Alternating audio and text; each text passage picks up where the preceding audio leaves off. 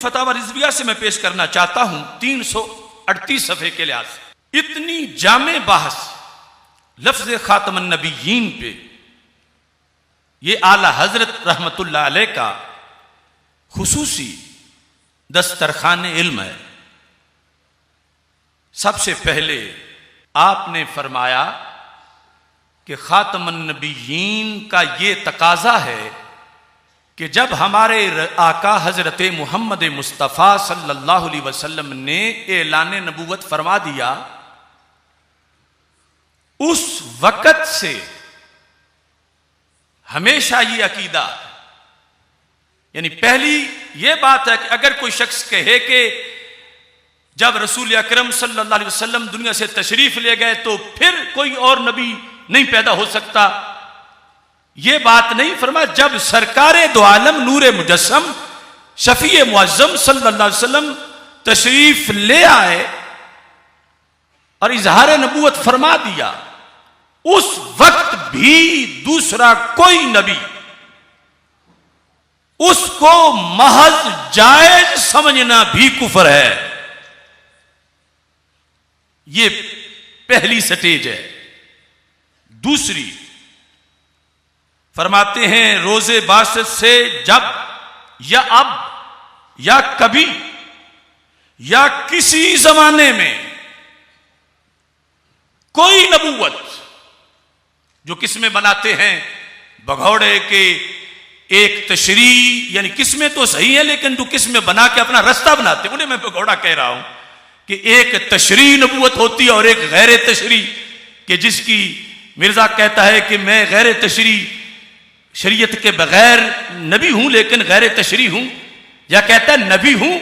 लेकिन हकीकत मुस्तफ़ा सल्लल्लाहु अलैहि वसल्लम के साथ साए की तरह हूं, जिल्ली हूं। तो फरमाया आला हजरत ने नबूवत की कोई किस्म, हर किस्म के लिहाज से सरकार ने, अल्लाह ने आपको वो शान दी है खातमुन नबीयीन। जमाना कोई हो, नबूवत की किस्म कोई बनाए, कती तौर पर आयत वाज़े कर रही है कि हमारे आका अलैहिस्सलाम की आमद के बाद किसी जमाने में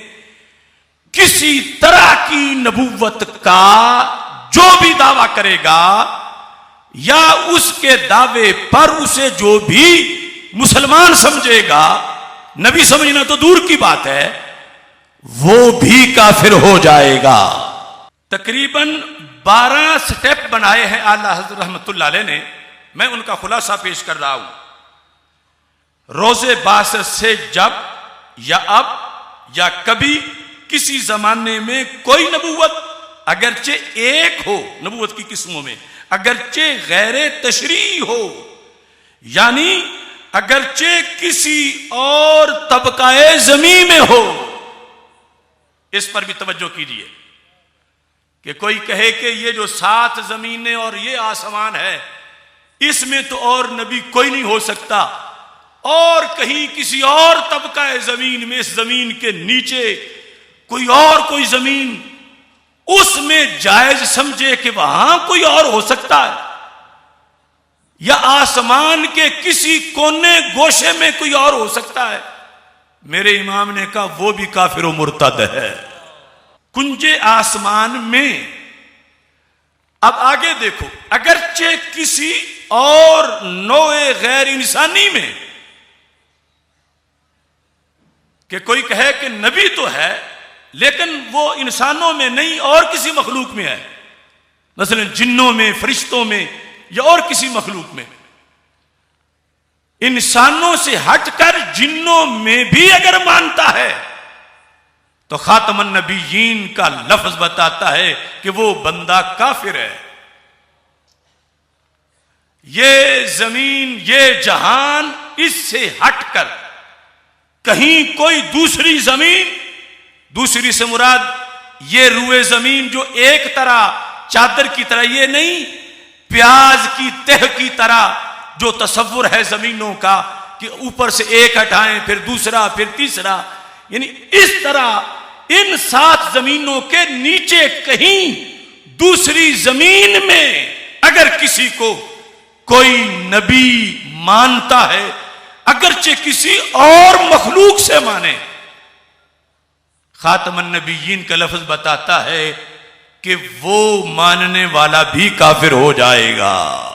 वाक़े मानना या वस्फ़े अदम एतिक़ाद अदम वक़ू, इसको भी समझे। एक तो यह है कि कोई कहता है कि वाक़े के अंदर कोई दूसरा नबी है, यानी पाया गया है, ये किसी के बारे में दावा करता है। वाक़े के अंदर कोई दूसरा नबी, अगरचे नबूवत की कोई किस्म हो, अगरचे वो दूसरी जमीनों पर हो, अगरचे वो दूसरी मखलूकात में से हो, एक ये सूरत है। दूसरी सूरत कि वो कहता है कि वाक़े में तो कोई नहीं, लेकिन मुमकिन है। ये फरमाया कि अगर कोई शख्स,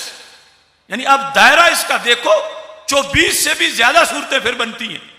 दायरा देखो कि एक बंदा नबूवत की कोई किस्म, और वो भी किसी दूसरी जमीन पे, और वो भी किसी दूसरी मखलूक में, और वो भी वकू नहीं, सिर्फ इम्कान माने कि शायद हो जाए, सिर्फ इम्कान माने, वो बंदा भी काफिर व मुर्तद हो जाता है। अदम वकू महज बतौर एहतमाल शरी व इम्कानी वकूई जायज जानना। अब आगे और स्टेप है,